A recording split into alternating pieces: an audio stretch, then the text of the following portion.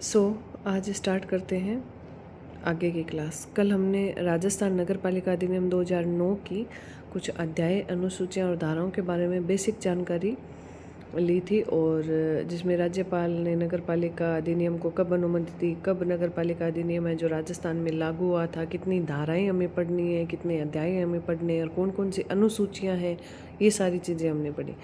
और अब हमारा आगे टारगेट है कि हमें डेली इवनिंग में मैं 10 धाराएँ आपके लिए लेके आऊँगी, और एवरी डे हमें 10 धाराएँ याद करनी है और रूटीन ये बना के रखना है। तो अभी स्टार्ट करते हैं बिना कोई बातें किए। अध्याय 2 नगर पालिका का गठन और शासन, जिसमें धारा 3 से 50 तक है, और आज हम करेंगे धारा 3 से 10 तक। धारा 3 के अंदर है नगर पालिका का परिसीमन, और धारा 4 है नगर पालिका बोर्ड को अधिनियम के ऐसे उपबंधों के परिवर्तन से छूट देने की शक्ति है जो उसके लिए अनुपयुक्त हो। और धारा 5 है नगर पालिका की स्थापना और निगमन। धारा 6 नगर पालिका की संरचना। धारा 7 में पदावधि होगी, और धारा 8 में नगर पालिका का शासन नगर पालिका में ही निहित होगा, और धारा 9 वार्डों का विभाजन, और धारा 10 है जो वार्डों की अवधारणा। तो जो धारा 3 है उसको हम ब्रीफली करते हैं। धारा 3 नगर पालिका का परिसीमन। नगर पालिका का परिसीमन में राज्य सरकार है जो राजपत्र में अधिसूचना, तो इस चीज़ का हमें ध्यान रखना है कि राज्य सरकार कहाँ राज्य सरकार रहेगा, इसको पॉइंट आउट करते जाना है। राजपत्र में अधिसूचना जारी करके किसी भी क्षेत्र को नगर पालिका घोषित कर सकती है। कौन कर सकती है? राज्य सरकार। साथ साथ में इसको याद करते हुए चलना है, और बार बार रिवीजन भी करेंगे तो ये अच्छे से हो जाएगा।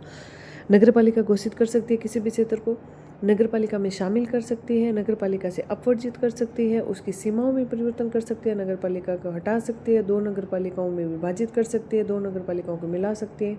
ये कौन करेगा? राज्य सरकार। ठीक है। अब इसमें 4 टर्म दी हुई है, उस टर्म के हिसाब से नीचे ये टेबल बनी हुई है, उसके अकॉर्डिंग हम पढ़ेंगे। पॉइंट नंबर 1 में है कि कोई भी स्थानीय क्षेत्र नगर पालिका घोषित किया जाए या नगर पालिका में शामिल किया जाए तो सदस्यों का निर्वाचन नियत दिवस के 6 माह के भीतर करवाया जाएगा। यानी कोई भी स्थानीय क्षेत्र नगर पालिका घोषित किया जाए या नगर पालिका में शामिल किया जाए तो सदस्यों का निर्वाचन है जो 6 माह के भीतर करवाया जाएगा। पॉइंट नंबर 2 है स्थानीय क्षेत्र नगर पालिका से अपवर्जित किया जाए तो नगर पालिका से अपवर्जित क्षेत्रों के सदस्यों को हटा दिया जाएगा। ठीक है, क्योंकि वो जब रहेगी नहीं तो सदस्यों का क्या काम है।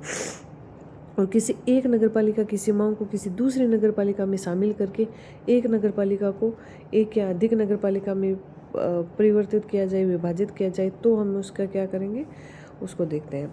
तो यदि किसी एक नगर पालिका को दूसरी नगर पालिका में शामिल किया जाता है तो अवधि समाप्ति तक मिलाएगी नगर पालिका के अध्यक्ष उपाध्यक्ष उस नगर पालिका के सदस्य समझे जाएंगे। ठीक है, जो भी अध्यक्ष होंगे उपाध्यक्ष होंगे और वो उसके सदस्य समझे जाएंगे।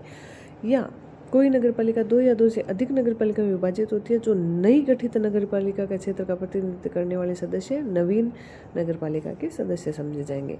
पॉइंट नंबर 4 है कि कोई भी स्थानीय क्षेत्र नगर पालिका ना रहे तब राज्य सरकार राजपत्र में प्रकाशित आदेश से उपबंध कर सकेगी कि वह नगर पालिका को विघटित कर दिया जाए। धारा 322 के तहत नगर पालिका पूर्ण रूप से विघटित कर दी जाएगी। ठीक है, ये हो गया। अब नियत दिवस वह दिवस जिसमें ए और डी, यानी ए में क्या है कि कोई भी स्थानीय क्षेत्र नगर पालिका घोषित किया जाए, और डी विघटित करने में कोई परिवर्तन नहीं होगा। अब आता है उपयुक्त प्रकार की गठित नगर पालिकाओं का यह कर्तव्य होगा कि वह अपने खर्चे पर कलेक्टर या उसके द्वारा कोई भी प्राधिकृत अधिकारी द्वारा नगर पालिका की सीमा चिन्ह का अनुमोदन करवाएगी। है ना, सीमाओं का अनुमोदन नगर पालिका करवाएगी, कलेक्टर या उसके द्वारा कोई भी अधिकारी द्वारा। अगर सीमाओं का निर्धारण करे तो वो राज्य सरकार करेगी। तो इसमें कंफ्यूज नहीं होना है, इनका एक एक चीज़ का विशेष ध्यान रखना है। जब कोई भी स्थानीय क्षेत्र नगर पालिका न रहे तो उसमें स्थापित नगर पालिका अस्तित्वहीन हो जाएगी, और नगर पालिका निधि का जो भी अतिशेष है, संपत्ति है, वो क्या है, राज्य सरकार में निहित हो जाएगी। तो इस चीज़ का भी हमें ध्यान रखना है कि अगर कोई नगर पालिका नहीं रहती है तो उसका जो बचा हुआ पैसा है, जो संपत्ति है, वो किस में चला जाएगा? राज्य सरकार में चला जाएगा।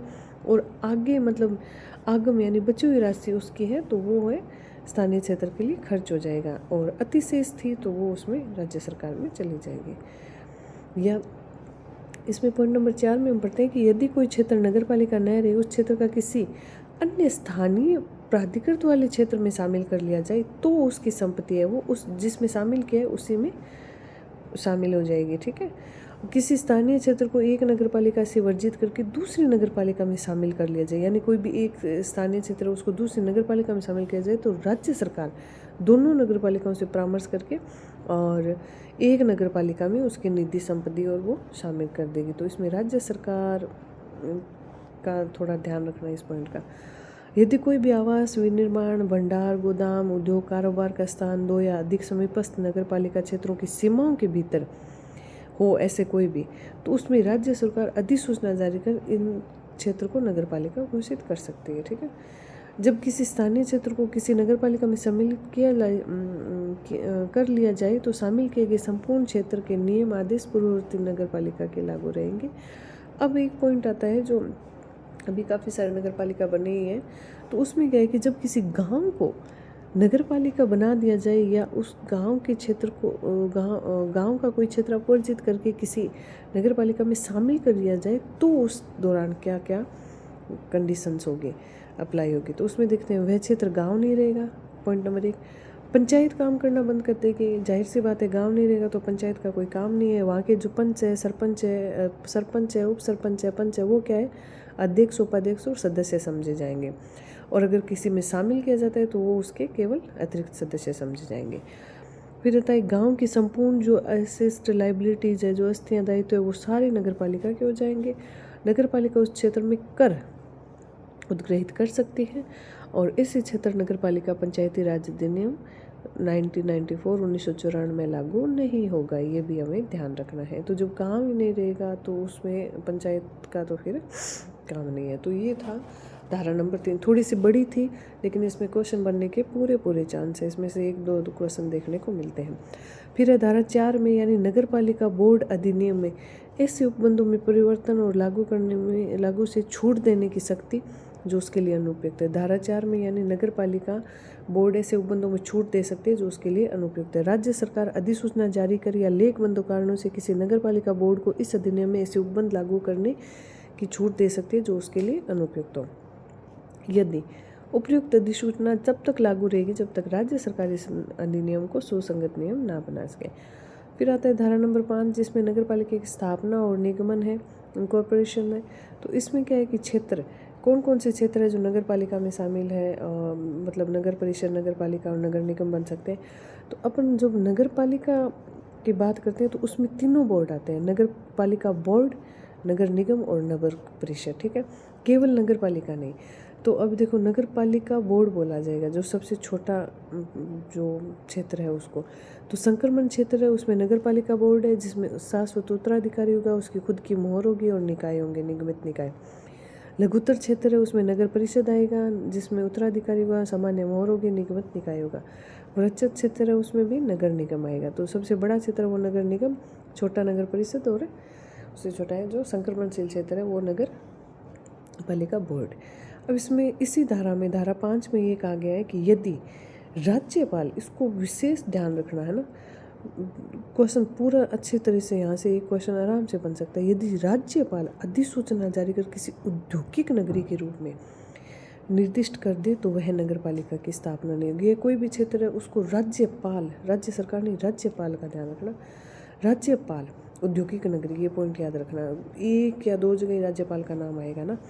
तो राज्यपाल अधिसूचना जारी कर किसी क्षेत्र को औद्योगिक नगरी अगर घोषित कर दे तो वहाँ नगर पालिका की स्थापना नहीं होगी, ये चीज़ ध्यान रखना। ठीक है, फिर आता है राज्य सरकार। राज्य सरकार किसी नगरीय क्षेत्र को सांस्कृतिक, ऐतिहासिक, पर्यटन आदि महत्व को ध्यान में रखते हुए ऐसे क्षेत्र को नगर पालिका से हटा सकती है, वह विकास प्राधिकरण गठित कर सकती है। बिल्कुल, तो राज्यपाल तो औद्योगिक क्षेत्र के लिए और राज्य सरकार है वो ऐसे सांस्कृतिक, पर्यटक क्षेत्र है जिसको या तो वह नगर पालिका से हटा सकती है या विकास प्राधिकरण गठित कर सकती है। धारा नंबर 5 जिसमें नगर पालिका का निगमन और स्थापना। धारा 6 है जिसमें नगर पालिका की संरचना, यानी अब हमें मतलब वार्ड और मनोनीत सदस्य, प्रतिनिधि सदस्य, इसके बारे में धारा 6 में पढ़ेंगे कि नगर पालिका की क्या संरचना होगी। तो धारा 6 में नगर पालिका के सभी वार्ड प्रत्यक्ष निर्वाचन के द्वारा चुने गए व्यक्तियों से भरे जाएंगे और वार्डों की संख्या 13 से कम नहीं होगी, है ना। और समय पर राज्य सरकार जनसंख्या के आधार पर वार्डों का अपडेट करती रहेगी। अब नगर पालिका बोर्ड, नगर परिषद और नगर निगम में निम्नलिखित प्रतिनिधित्व है। MLA, MP. तो एमएलए है जो नगर पालिका बोर्ड, नगर परिषद, नगर निगम तीनों में अपना प्रतिनिधित्व देगा। एमपी नगर परिषद और नगर निगम बोर्ड में। और मनोनीत सदस्य नगर पालिका बोर्ड में 6, नगर परिषद में 8, नगर निगम में 12। तो 6, 8, 12 ये ध्यान रखने हैं हमें, ठीक है। नगर पालिका में 6, 8, 12 मनोनीत सदस्य को मनोनीत किया जाएगा। अब मनोनीत सदस्य की शर्त क्या होगी कि मनोनीत सदस्य को मतदान देने का अधिकार, एमएलए, एमपी को मतदान देने का अधिकार होगा। मनोनीत सदस्य को मतदान देने का अधिकार नहीं होगा। मनोनीत सदस्य पर धारा 24 और 35 के ऊपर जो हम आगे पढ़ेंगे, इसमें कुछ निर्भरताएँ हैं, तो वो हम आगे जो धारा आएगी उस हिसाब से पढ़ेंगे। ये दोनों उपबंध इस पर लागू होंगे। राज्य सरकार, ये चीज़ को भी ध्यान रखना, राज्य सरकार कभी भी मनोनीत सदस्यों को जब चाहे तब हटा सकती है। और एक विशेष पॉइंट है कि इसमें एक दिव्यांग व्यक्ति शामिल होगा, ठीक है। और एमपी और एमएलए इस अधिनियम की किसी भी निरर्था कार्यवाही के अधीन नहीं होंगे। बिल्कुल मनोनीत सदस्य पर निरर्ता लागू होगी, लेकिन एमपी और एमएलए पे कोई प्रकार की निरर्ता लागू नहीं होगी। नगर पालिका की स्थापना के पश्चात प्रत्येक जनगणना पूर्ण होने पर राज्य सरकार राजपत्र में अधिसूचना द्वारा स्थानों यानी वार्डों की संख्या का पुनः अवधारित कर सकते हैं। ये हमने ऊपर पढ़ाई था। फिर आता है आरक्षण। आरक्षण में एससी और एसटी और पिछड़े वर्ग के लिए आरक्षण। तो नगर पालिका कुल जनसंख्या से एससी और एसटी के अनुपात के आधार पर उनकी आरक्षण की संख्या निर्धारित करेगी। और पिछड़े वर्ग का आरक्षण है जो 50% में से एससी एसटी का निकाल दें तो वो पिछड़े वर्ग के लिए आरक्षण निर्धारित किया जाएगा। अब पिछड़े वर्ग के लिए एक विशेष ध्यान रखने हैं कि 21% से ज़्यादा आरक्षण निर्धारित नहीं किया जाएगा। एससी एसटी में शामिल जनसंख्या का प्रतिशत यदि 70% से अधिक नहीं है तो वहाँ एक स्थान पिछड़े वर्ग के लिए आरक्षित होगा। एससी एसटी पिछड़े वर्ग के आरक्षित स्थानों के आधे स्थान इन्हीं वर्ग की महिलाओं के लिए आरक्षित होंगे, है ना। ये भी ध्यान रखना है, महिलाओं को भी आधे इसी वर्ग के आधे स्थान दिए जाएंगे। और स्थानों की कुल संख्या में आधे स्थान महिलाओं के लिए आरक्षित होंगे और इन महिलाओं के आरक्षित स्थानों की संख्या भी शामिल की जाएगी। बिल्कुल, तो आधे स्थान है जो महिलाओं के लिए होंगे। तो ये होगी धारा 6 जिसमें हमने नगर पालिका की संरचना के बारे में पढ़ा है, एमपी एमएलए का प्रतिनिधित्व पढ़ा है, मनोनीत सदस्य के बारे में पढ़ा है और आरक्षण के बारे में बात की। धारा 7 है जिसमें आता है पदावधि, यानी पदावधि प्रथम बैठक से नियत तारीख से 5 वर्ष तक रहेगी। इसमें कोई भी यदि कोई नगर पालिका विघटित कर दी जाती है तो नवीन गठित नगर पालिका जो बचा हुआ समय, जैसे 2 साल कार्यकाल हुआ किसी का पूरा या 2 साल तक नगर पालिका चली फिर विघटित होगी, तो आगे जब चुनाव होगा वो अगले 3 साल तक की ही होगा, ठीक है, 5 वर्ष तक नहीं होगा। प्रथम बैठक मतलब सामान्य निर्वाचन के तुरंत बाद नगर पालिका के निर्वाचन की बैठक। धारा 8 के अंदर क्या कहता है कि नगर पालिका का शासन नगर पालिका के अध्यक्षों में निहित होगा। ये तो कॉमन सी बात है कि नगर अपने अपने बोर्ड का शासन उनके अध्यक्ष ही चलाएंगे, है ना। नगर पालिका शासन से नगर पालिका बोर्ड का अध्यक्ष, नगर परिषद में नगर परिषद का, नगर निगम में नगर का अध्यक्ष के माध्यम से होगा। फिर धारा 9 और 10 दोनों में वार्डों से संबंधित है। धारा 9 है जो वार्डों में विभाजन और धारा 10 है जो वार्डों की अवधारणा, ठीक है। धारा 9 वार्डों का विभाजन।